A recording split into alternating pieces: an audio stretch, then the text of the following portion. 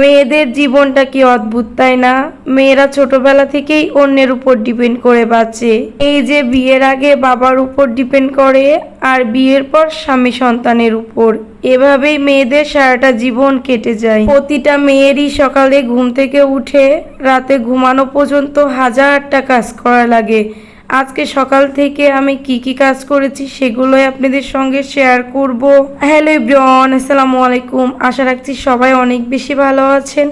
আজকে সকাল থেকে সংসারের কি কি কাজ করেছি সেগুলোই শেয়ার করব। আশা করছি আমার আজকের এই ছোট ভিডিওটি আপনাদের কাছে অনেক বেশি ভালো লাগবে। প্রতিদিনের মতন আজকেও সকালে ঘুম থেকে উঠে এট ফার্স্ট বেডটা ক্লিন করে নিচ্ছিলাম। আমার যেহেতু ছোট একটা বাচ্চা আছে তার জন্য বিছানায় কিন্তু র্যাক্সিন পাতা লাগে। আর আমার মেয়েটা এত পরিমাণে দুষ্টু, ও কিন্তু বিছানার র্যাক্সিনটা একদিকে ভাঁজ করে রেখে বিছানার মধ্যে প্রস্রাব করে। সকাল সকাল ঘুম থেকে উঠে এট ফার্স্ট বেড ক্লিন করে নিলে কিন্তু ঘরের অর্ধেক কাজই শেষ হয়ে যায়। সকালবেলা ঘুম থেকে উঠে আমার চোখের সামনে হাজারটা কাজ থাকে, কোনটা ফেলে কোনটা করব বুঝতেই পারি না। সকাল 8:30টার ভিতরেই কিন্তু আপনাদের ভাইয়া লাঞ্চ এবং ব্রেকফাস্ট দুইটাই রেডি করা লাগে। আর এখন আপনাদের ভাইয়া সকালে ব্রেকফাস্ট না করার জন্য আমার আরো বেশি প্রবলেম হয়। সকালে এইটা ওইটা রেডি করে দেওয়া লাগে তার ব্রেকফাস্টের জন্য। আগে তো আমি একবারে ব্রেকফাস্ট লাঞ্চ দুইটাই তৈরি করতাম,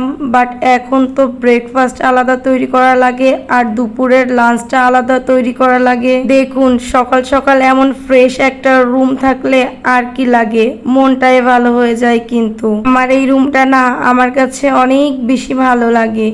এই রুমটার জন্য এই বাসাটা চেঞ্জ করি না, না হলে বাসায় যে পরিমাণে গরম একদম আধা পাগল হয়ে বাসা ছেড়ে দেওয়া লাগে। আমাদের এই বাসাটায় অনেক বেশি গরম। আমরা কয়েকবার চান্সও নিয়েছি বাসা চেঞ্জ করার জন্য, বাট এই রুমটার মায়া না ছাড়তে পারি না।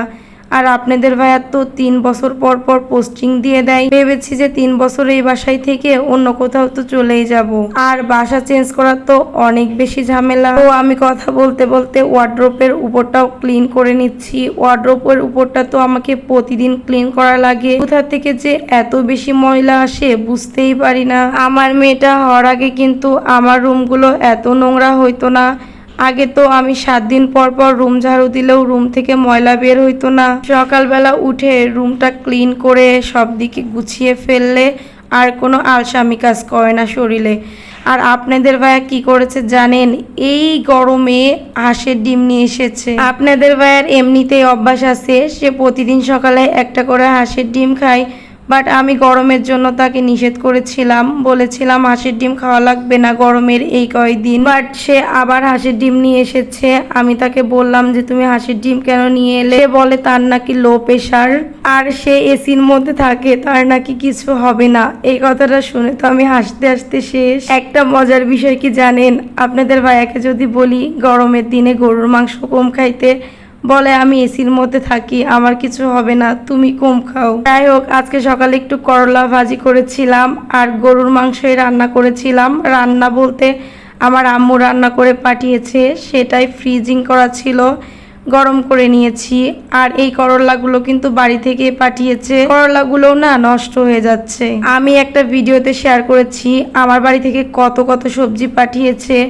একসঙ্গে এত সবজি পাঠানোর কারণে কিন্তু অনেক সবজি নষ্ট হয়ে গিয়েছে। অনেককে অনেক কিছু দিয়েছি, তারপরও এগুলা নষ্ট হয়ে যাচ্ছে। আজকে একবারে সবগুলো করলা বের করে নিয়েছি। ফ্রিজে এই কয়টা করলাই ছিল। আর আপনাদের ভাইয়া তো করলা ভাজি অনেক বেশি পছন্দ করে, যার কারণে সবগুলো করলাই একবারে ভাজি করে নিব। দেখতে দেখতে ভিডিও শেষ পর্যায়ে চলে আসলাম। সবাই ভালো থাকবে। আর আমার এই ছোট্ট ভিডিওটি যদি আপনাদের কাছে ভালো লেগে থাকে তাহলে অবশ্যই সুন্দর একটি কমেন্ট করে যাবেন। আসসালামু আলাইকুম।